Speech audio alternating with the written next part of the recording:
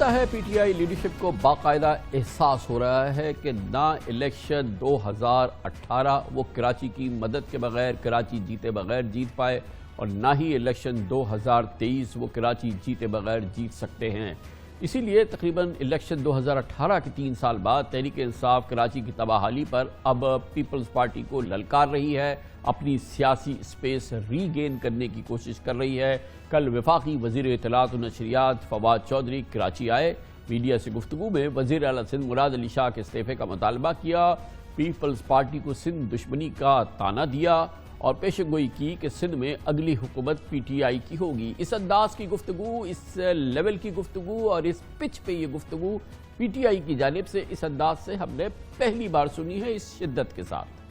سندھ کے اندر آپ دیکھیں تو جمہوریت تو نہیں، یہاں تو ڈکٹیٹرشپ نافذ ہے جمہوریت کے نام کے اوپر، اور اسی وجہ سے یہاں پہ جو لوگ ہیں ان کو وسائل میں ان کا حق نہیں مل رہا۔ ارے باہر روپیہ اگر آیا تو کیا کا جو پیسہ بھی ہم سندھ سرکار کے حوالے کرتے ہیں وہ پیسہ یا دبئی سے برآمد ہوتا ہے یا کینیڈا سے برآمد ہوتا ہے یا یورپ سے برآمد ہوتا ہے، تو آخر یہ اکاؤنٹیبلٹی کو کوئی طریقہ تو بنانا پڑے گا نا۔ سندھ کے اندر عشرے سے بھی زیادہ حکومت جو ہے وہ پیپلز پارٹی کی ہے، اور سندھ کی حالت اٹھا کے دیکھ لیں، سندھ کے سب سے بڑے دشمن اس وقت سندھ کے اوپر راج کر رہے ہیں، یہ ہماری بدقسمتی ہے۔ لیکن بہرحال انشاءاللہ ان کے دن بھی تھوڑے ہیں، آخری الیکشن تھا جس جو انہوں نے لڑ لیا، کامیاب ہو گئے، اور آپ دیکھیں گے کہ سندھ کے اندر اگلی حکومت انشاءاللہ پی ٹی آئی کی حکومت ہوگی۔ مجھے پوری امید ہے اس بار تو کراچی کے شہر پی ٹی آئی کا شہر ہے، اگلی دفعہ پورا سندھ انشاءاللہ پی ٹی آئی کا سندھ ہوگا۔ فواد چودھری صاحب کے دعوے اور الزامات سچے جھوٹے ہونے کی بحث میں ہم نہیں جائیں گے، مگر اتنا ہم ضرور کہیں گے کہ اب وقت آ گیا ہے کہ پی ٹی آئی کراچی کے لیے کچھ کر کے بھی دکھائے اور اس اعتماد کو جو کراچی نے اسے دیا، وہ وعدے جو اس نے کراچی سے کیے اس پر عمل کر کے دکھائے، اور اگر وہ خود نہیں کر سکتی تو پیپلز پارٹی کے سندھ حکومت سے ہی کروا کے دکھائے، کسی صورت سے کراچی کا قرض چکائے۔ وزیر اعظم عمران خان کی جانب سے بھی کراچی والوں کو سبز باغ اور سہانے خواب دکھائے گئے تھے، صدر عارف علوی بھی کراچی کو سہانے خواب اور سبز باغ دکھاتے رہے تھے، لیکن شاید وزیر اعظم کراچی کو بھول گئے ہیں، کراچی اپنے منتخب نمائندوں کو جن کو انہوں نے ووٹ دیا تھا۔ گویا کہ آپ کے علم میں ہے کہ کراچی نے پاکستان تحریک انصاف کو ایک بڑی اسپیس دی تھی 2018 کے الیکشن میں۔ کراچی کی خواہش تھی کہ ایم کیو ایم کی جگہ پی ٹی آئی لے، اور بھرپور انداز نے کراچی کا مینڈیٹ حاصل کیا تھا، صوبائی اسمبلی میں بھی اور قومی اسمبلی کے الیکشنز میں بھی، مگر جو ہوا وہ اب کراچی والے اس پر رو رہے ہیں۔ وزیر اعظم عمران خان کراچی کا مارکا جیت کر اقتدار میں آئے تھے۔ 2013 کے الیکشن میں تحریک انصاف کراچی میں قومی اسمبلی کی صرف 1 اور سندھ اسمبلی کی صرف 3 نشستوں پر کامیاب ہوئی تھی، لیکن 2018 میں کراچی نے تحریک انصاف کو شہر کا مینڈیٹ دیا۔ پی ٹی آئی کو قومی اسمبلی میں 14 اور سندھ اسمبلی میں 22 نشستیں ملی۔ عمران خان کو وزیر اعظم، ڈاکٹر عارف علوی کو صدر مملکت، عمران اسماعیل کو گورنر سندھ بنوایا۔ نہ جانے پی ٹی آئی 2023 میں کس منہ سے کراچی سے ووٹ مانگے گی۔ کراچی کے حلقے این 249 کا ضمنی الیکشن پی ٹی آئی کے خلاف عوامی ریفرینڈم ثابت ہوا۔ سینیٹر فیصل وافڈا کی چھوڑی ہوئی نشست پر پی ٹی آئی 5ویں نمبر پر رہی، یعنی حلقے کے عوام نے پی ٹی آئی کو ریجیکٹ کر دیا۔ کراچی والوں کو 3 سال سے پی ٹی آئی کے ان گمشدہ رہنماؤں کی تلاش ہے جو اقتدار کی بھول بھلائیوں میں گم ہو گئے ہیں۔ ان ایم این ایز میں ملیر سے جمیل احمد خان، کورنگی سے محمد اکرم، فہیم خان اور سیف الرحمان، لیاری سے عبدالشکور شاد، ڈیفنس کلفٹن صدر سے آفتاب حسین صدیقی، ضلع غربی سے عطاء اللہ اور آفتاب جہانگیر، جبکہ نارتھ ناظم آباد سے نجیب ہارون اور ایف بی ایریا سے اسلم خان شامل ہیں۔ وزیر اعظم عمران خان نے کراچی نہ جانے کی قسم کھائی ہے۔ خان صاحب لاہور تو باقاعدگی سے مہینے میں 2-3 چکر لگا لیتے ہیں، لیکن وزیر اعظم عمران خان نے 9.5 ماہ سے کراچی کا دورہ نہیں کیا۔ اصل بات تھی وہ ارادے، وہ وعدے اور وہ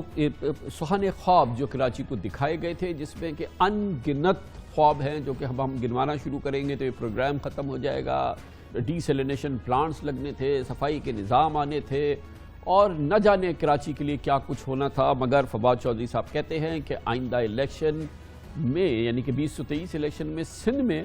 پی ٹی آئی کی حکومت بنے گی، اور ایک بار پھر کراچی کیا بلکہ پورا سندھ اپنا ووٹ دے گا پاکستان تحریک انصاف کو۔ فواد چودھری صاحب وفاقی وزیر اطلاعات و نشریات اس پہ تبصرہ کرنے کے لیے ہمارے ساتھ موجود ہے۔ بہت بہت شکریہ فواد صاحب۔ یہ بتائیے گا کہ آپ کیا کراچی کے احساس سے، کراچی والوں کے جذبات سے پوری طرح سے آگاہ ہیں کہ جو ان کا تجربہ رہا ہے 3 سالہ کراچی میں پی ٹی آئی کو مینڈیٹ دینے کے حوالے سے، وہ جذبات، وہ خیالات، وہ جذبات جو ہیں، کیا آپ اس سے پوری طرح سے آگاہ ہیں؟ میں کراچی کا پیدائشی ہوں، میں اچھی طرح سے اس شہر کو جانتا ہوں. میں یہ کہتا ہوں کہ کراچی والے شدید غصے میں ہیں،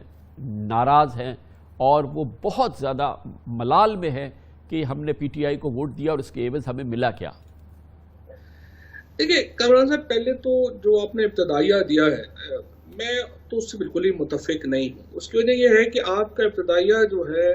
وہ اس آئی وڈ سے کہ پرسپشن کے اوپر یا اس پرزمپشن کے اوپر قائم ہے کہ کراچی کے لوگوں کو دراصل نظام کی کوئی سمجھ نہیں ہے،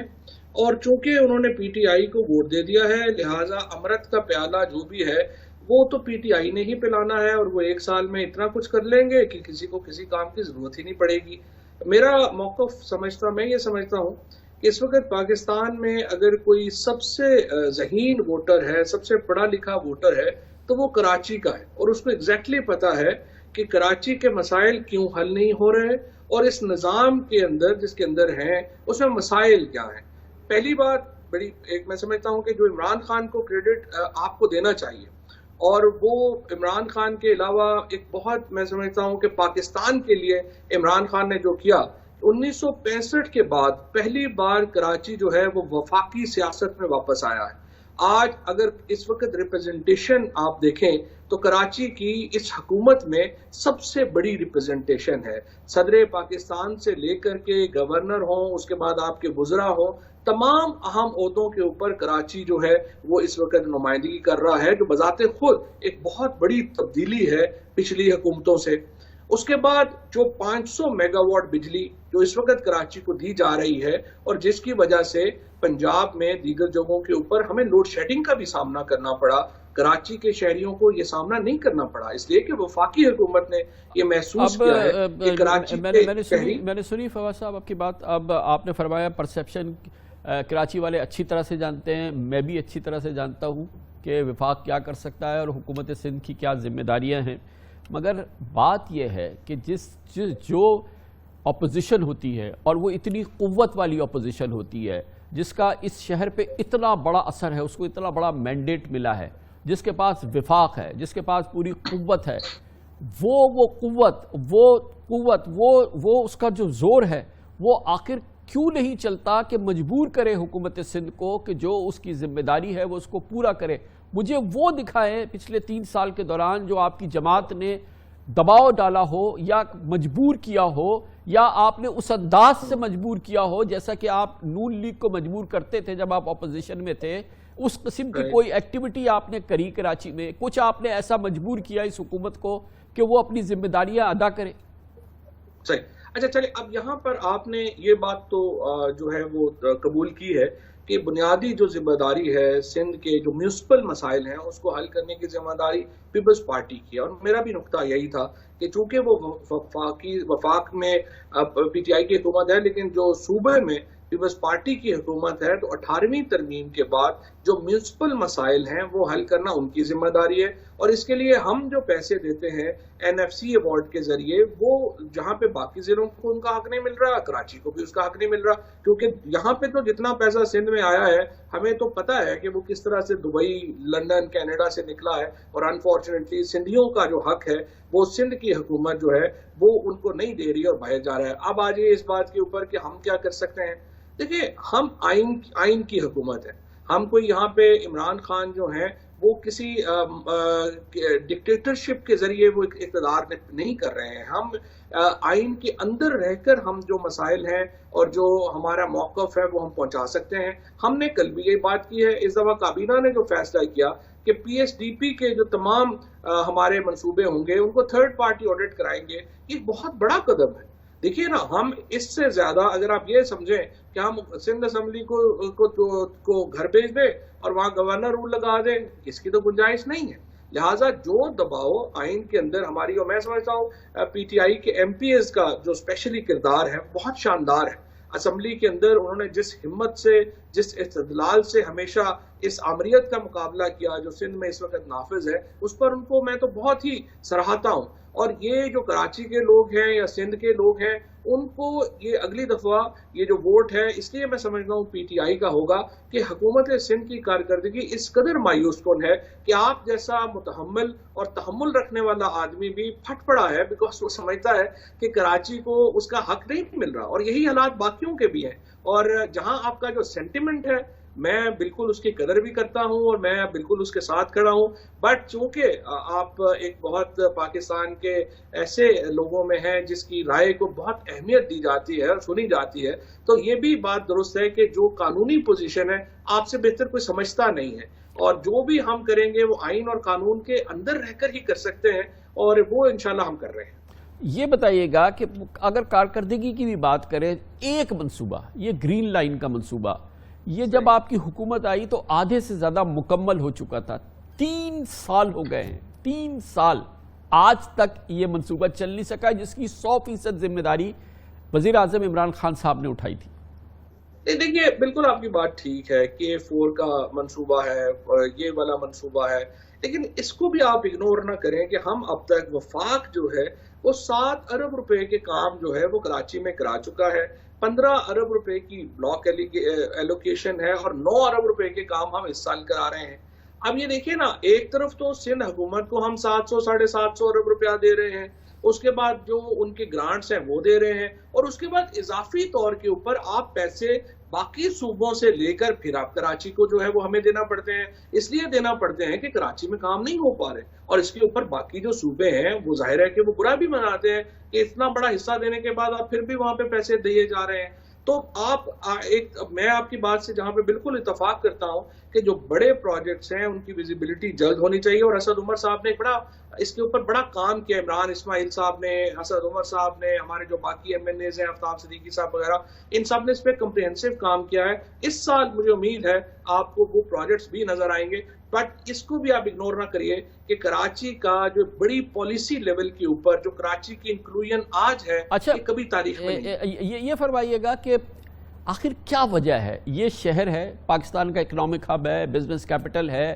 جو فیڈرل ریونیوز ہے اس میں تقریباً 60% کی اس کی شمولیت ہے. پی ٹی آئی کی 14 قومی اسمبلی کی نشستیں، 22 صوبائی اسمبلی کی نشستیں، عمران خان یہاں سے الیکشن جیتے، وہ کراچی آتے کیوں نہیں ہیں؟